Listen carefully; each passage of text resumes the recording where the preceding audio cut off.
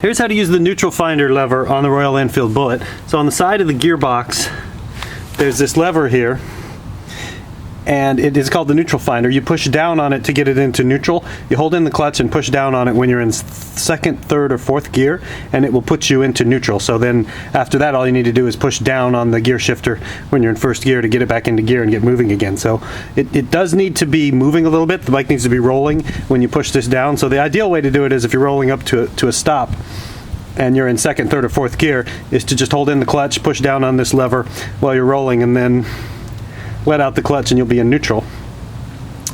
If you're already stopped, then you want to roll the bike back and forth just a little bit with your hand on the clutch and push down on this to get it into neutral.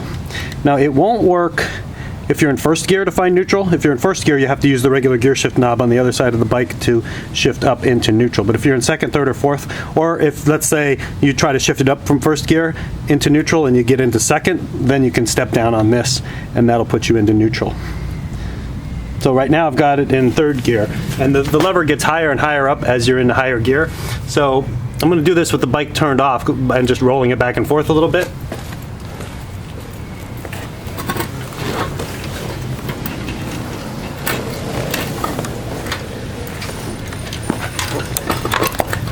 There we go. So now it's in neutral. That's pretty much all there is to it. So if you've got a bike that's kind of temperamental and doesn't like to shift gears, and you find yourself holding in the clutch at stop signs a lot, that's really bad for your clutch. So just start kicking it down into neutral using the neutral finder and saving your clutch some wear and tear. And the neutral finder doesn't hurt anything. It pretty much does the same thing as the gear shift lever would. You don't need to stomp it real hard either. You just kind of tap it down with your foot and it'll work.